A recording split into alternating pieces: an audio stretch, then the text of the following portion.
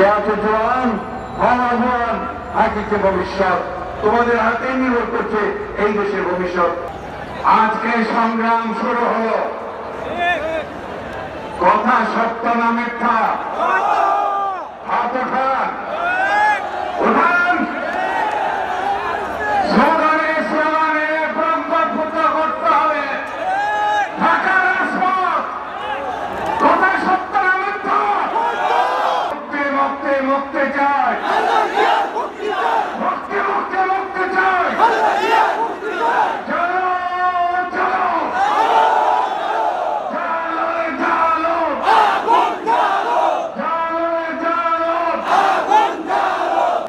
আপনাদের উপস্থিতি প্রমাণ করে বাংলাদেশের মানুষ খালেদা জিয়া তারেক রহমানের সাথে আছে। আমরা তাকে বাঁচানোর চেষ্টা করছি, দোয়া করছি। চিকিৎসকরা বলে দিয়েছে আমার পক্ষে সম্ভব না, আর আপনারা বলেন যে উনি ভালো আছে।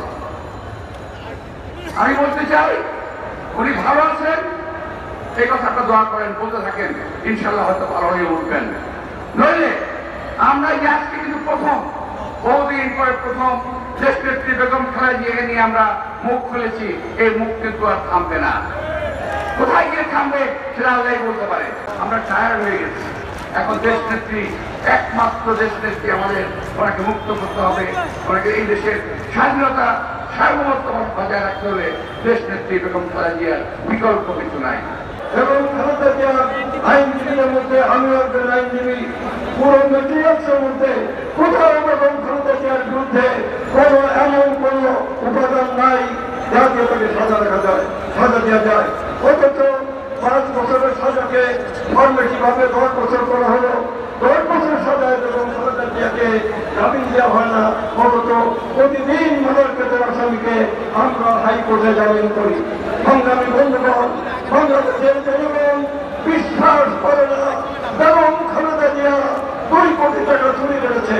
বাংলাদেশের জনগণ বরং বিশ্বাস করে বেগম খালেদা জিয়াকে বন্দী করে রেখে আধিপত্যবাদী শক্তি, ফাঁসিবাদী শাসনকে কায়েম রাখার জন্য তাকে রাজনৈতিক প্রতিহিংসার কারণে সাজা দিয়েছে। এখানে বাক স্বাধীনতা নাই, যেখানে জীবনের নিরাপত্তা নাই।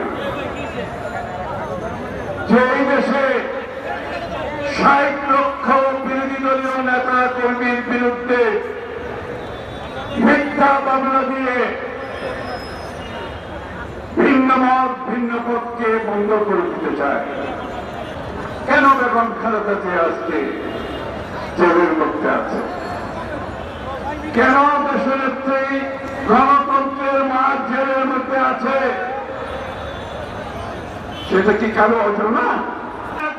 নেতা আছে, সেই নেতা তারেক রহমান, তারেক রহমান বীরের বেশে আসবে, ফিরে বাংলাদেশে। যে বাংলাদেশের গণতান্ত্রিকামী মানুষ, গণতান্ত্রিকামী তরুণ যুবক, তাদেরকে গ্রেফতার করে, আটক করে, তাদেরকে নির্যাতন করে, গুম করে দিয়ে এই দেশে গণতন্ত্রকে চিরদিনের জন্য পরাজিত করা।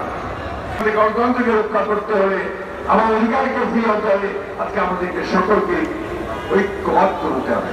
একই সঙ্গে অন্যান্য রাজনৈতিক দলগুলোর কাছে আহ্বান জানতে চাই যে আসুন, আজকে আমরা যেমন গণতান্ত্রিক অধিকারের জন্য সংগ্রাম করেছি, লড়াই করেছি, করছি, যৌবন আন্দোলন করছি, আজকে দেশনেত্রীর মুক্তির আন্দোলনকে সেই একইভাবে একই মতো করে আমরা সবাই ঐক্যবদ্ধ হয়ে সোচ্চার আওয়াজ তুলি।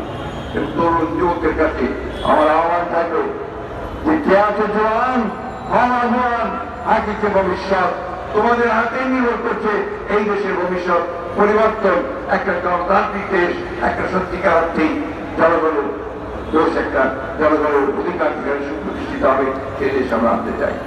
খোদা হাফেজ। বাংলাদেশ জিন্দাবাদ, বাংলাদেশ জাতীয় জিন্দাবাদ, শহীদ জওয়ান কৃষ্ণ খালেদা জিয়া জিন্দাবাদ।